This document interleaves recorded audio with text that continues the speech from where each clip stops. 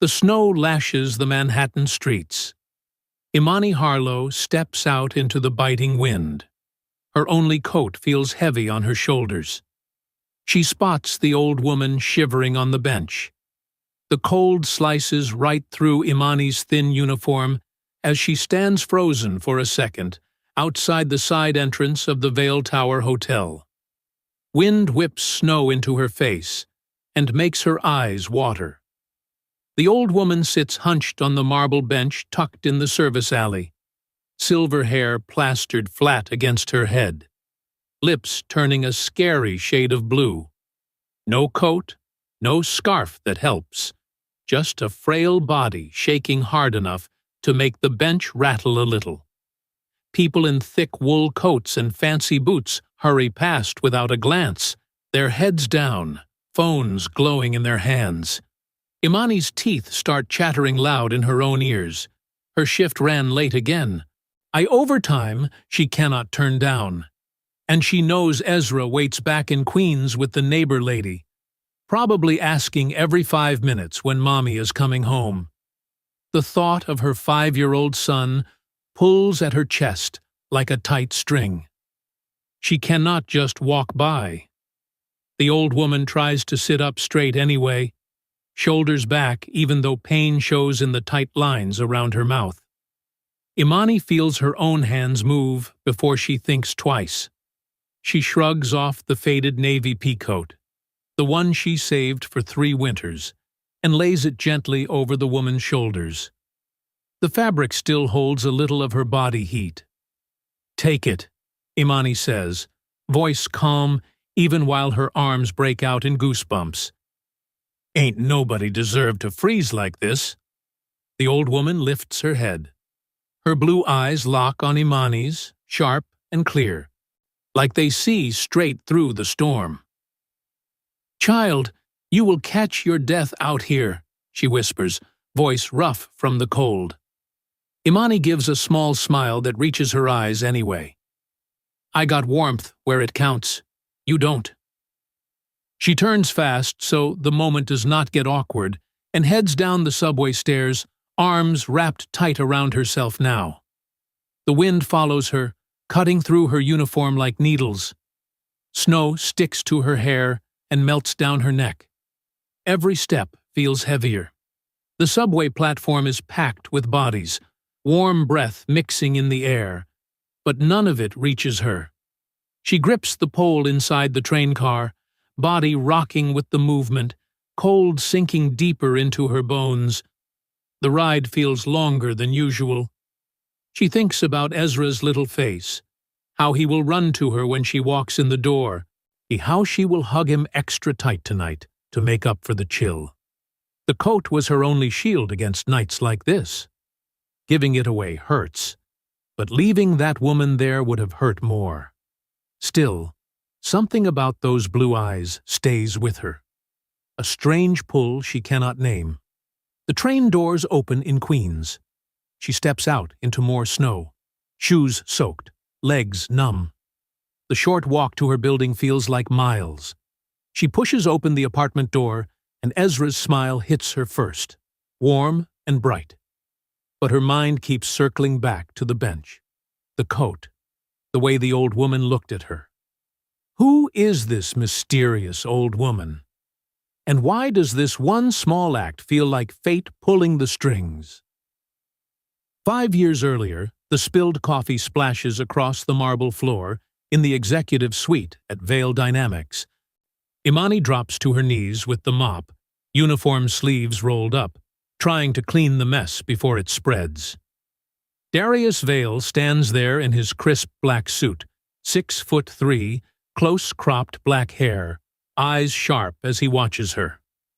"Mr. Vail, with all due respect, you look like you ain't slept since the last century," she says without thinking, voice steady even though her heart picks up speed. He lets out a short laugh, the kind that sounds surprised to even come out of him. For the first time in months he actually talks. Not about numbers or deals, but about the weight on his shoulders since his father died, and the board started circling like hungry dogs. Imani listens while she wipes the floor. She tells him a little about her own scars, the father who left when she was 8, the mother she lost too soon, the fear that love always costs more than she can pay. Their words fill the quiet office, the smell of coffee still strong in the air. Late nights turn into stolen hours after that. Darius sneaks her into the private elevator. She cooks simple soul food in the small kitchenette down the hall, the sizzle of onions and spices mixing with the low hum of the city outside the windows. His hand brushes hers when he passes a plate. Her laugh echoes off the glass walls. He calls her his anchor in a low voice that makes her stomach flip. She believes every word. The connection feels real, electric, the kind that makes the long cleaning shifts bearable. But pressure builds fast.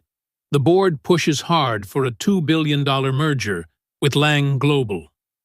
Darius works later and later, lines under his eyes growing deeper. Imani feels the change in the air, the way his shoulders tense when the phone rings. One night, she takes the test in the staff bathroom, hands shaking as she waits for the result. 2 pink lines stare back at her. Ezra is on the way. She walks back to the executive suite to tell him, heart pounding with hope and fear at the same time. The merger deadline sits on the table like a ticking bomb.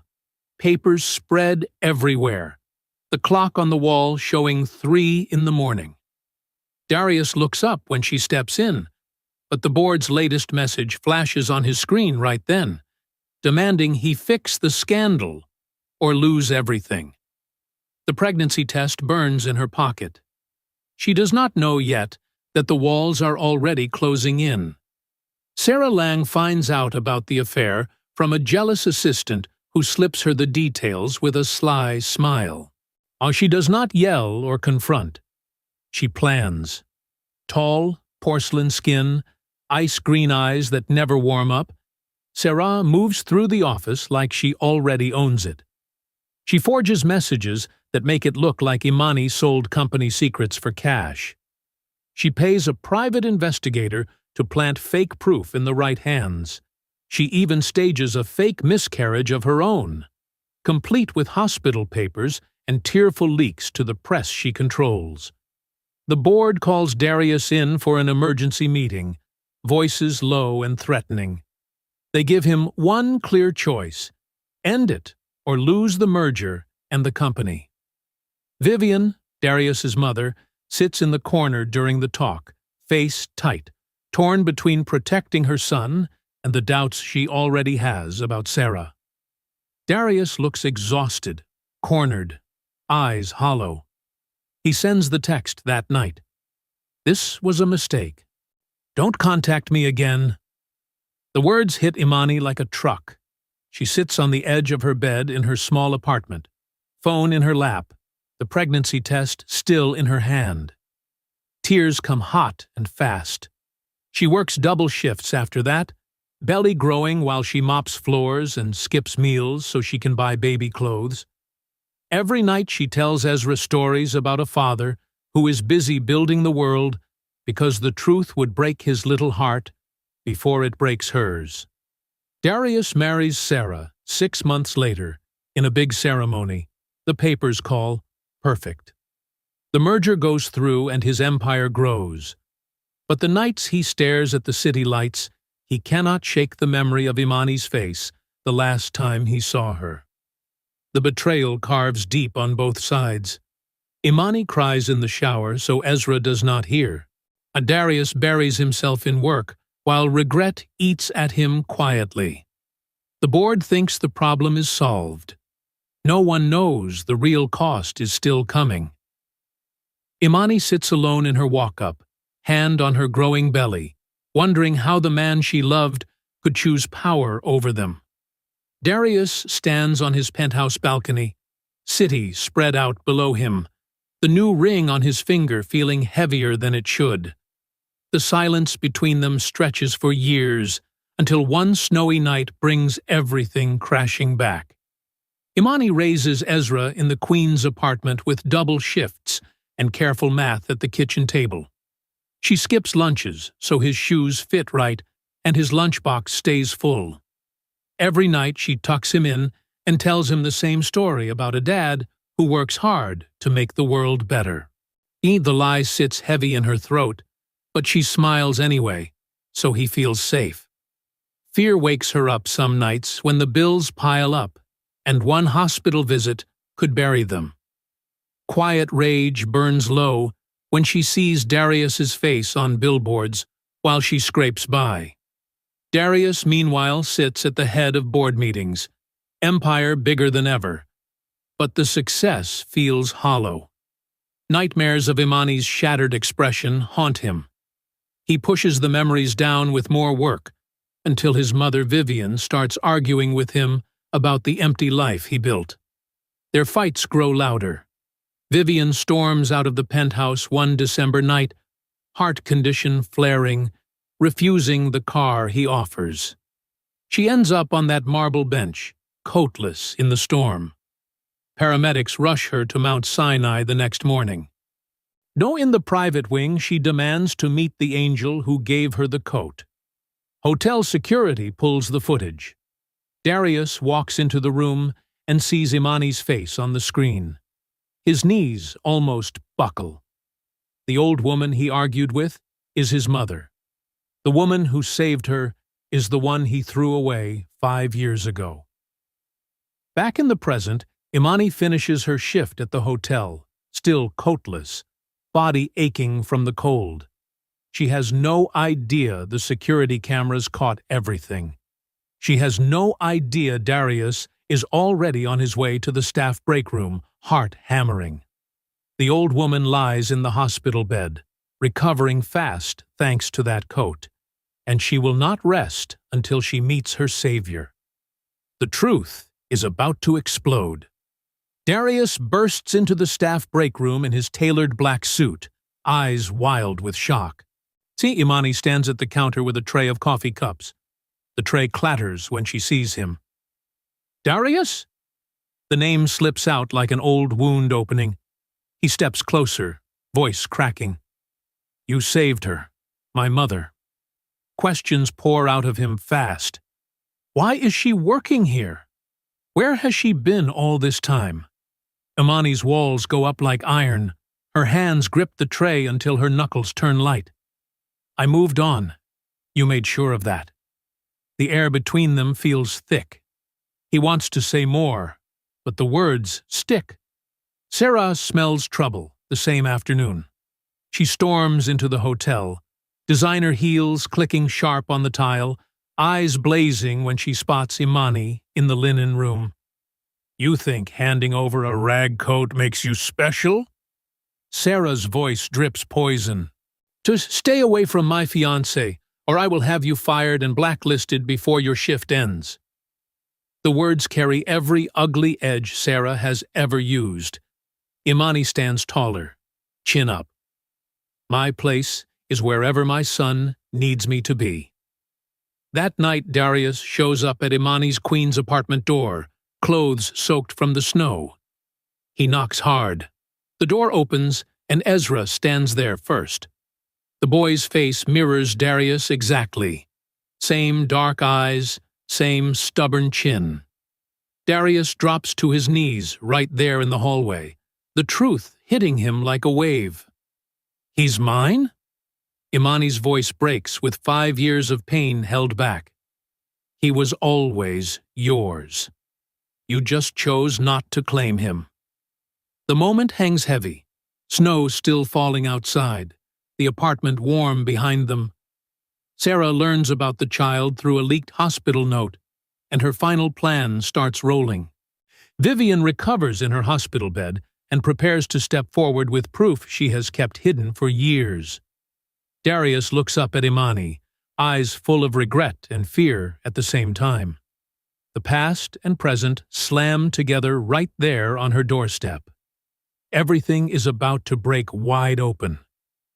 Sarah Lang bursts through the hotel linen room door like a storm. Her designer heels click sharp against the tile floor.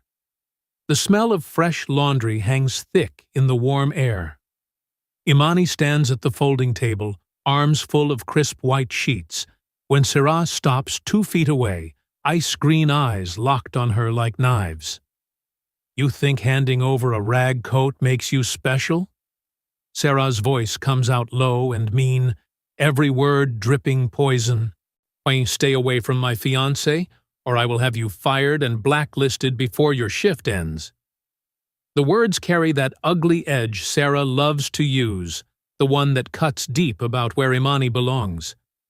Imani feels her spine straighten. Her hands stay steady on the sheets, even though her pulse pounds loud in her ears. "My place is wherever my son needs me to be," she says, voice clear and strong. Sarah's face twists, but she spins on her heel and storms out, the door slamming hard behind her. That same night, Darius stands soaked at Imani's Queen's apartment door. Snow melts off his black coat and drips onto the welcome mat. He knocks twice, breath visible in the cold hallway light. The door cracks open, and Ezra peers out first. The little boy's face hits Darius like a punch. Same dark eyes, same stubborn chin. Darius drops to his knees right there in the wet hallway, voice cracking. "He's mine?" The question hangs in the air while Imani steps into the doorway, heart hammering so hard she feels it in her throat. Sarah sits in her penthouse across town, phone in hand, learning about the child through a leaked hospital note. Her final plan is already rolling. Vivian lies in her hospital bed, stronger now, ready to bring proof she has kept hidden for years. The truth sits right there on Imani's doorstep, heavy enough to break everything open. The apartment door closes behind Darius, and the warm air wraps around them like a blanket. Ezra stares up at the tall man on his knees, small hand still on the doorknob. Darius looks at Imani, eyes wet and broken. "He's mine?" he asks again, voice raw. Imani's chest tightens. 5 years of pain rush out in one breath. "He was always yours. You just chose not to claim him."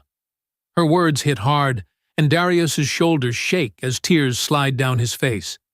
He reaches out but stops, hands trembling in the air between them. Ezra watches quiet, confused but curious. Imani feels the old heartbreak crack open fresh, while she tells him every hard night, every skipped meal, every lie she told her son about a busy dad.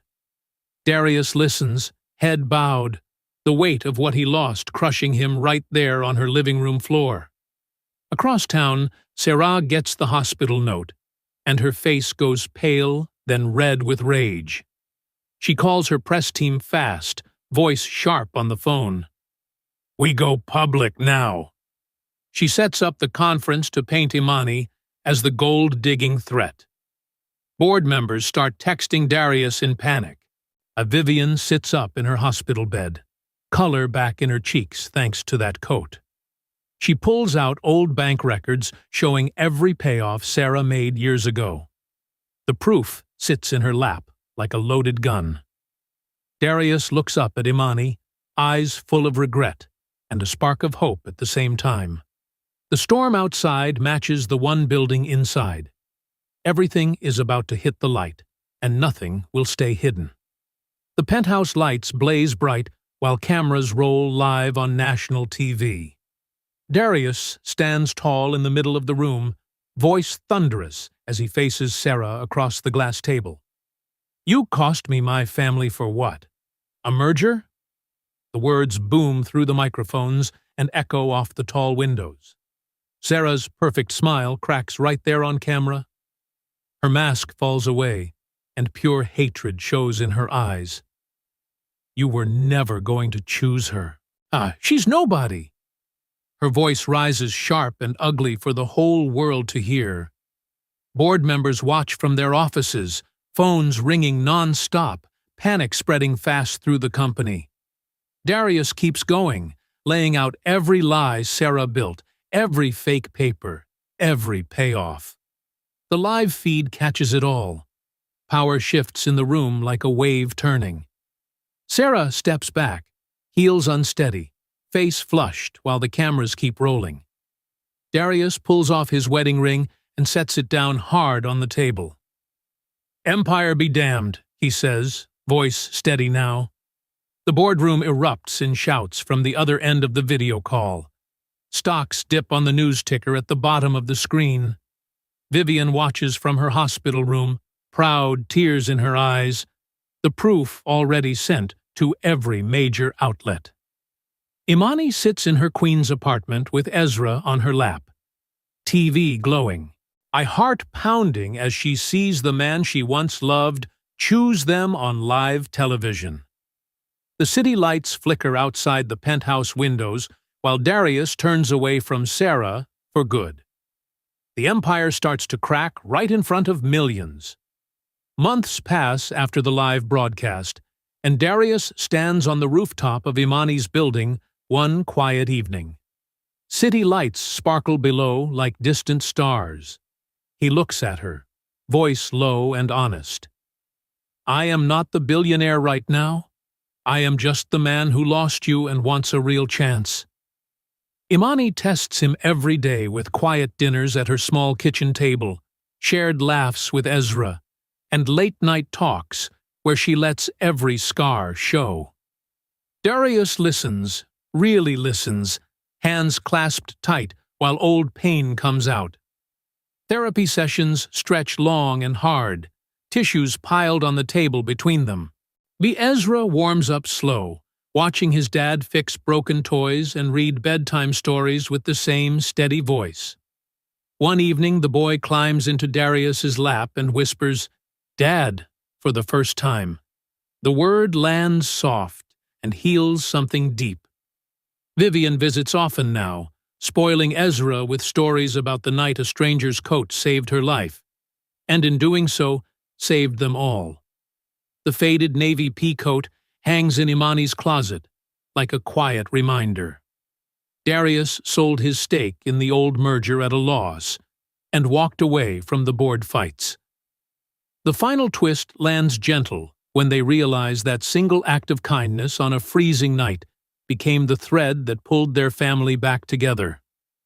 Imani looks at Darius under the rooftop lights, heart full but still guarded.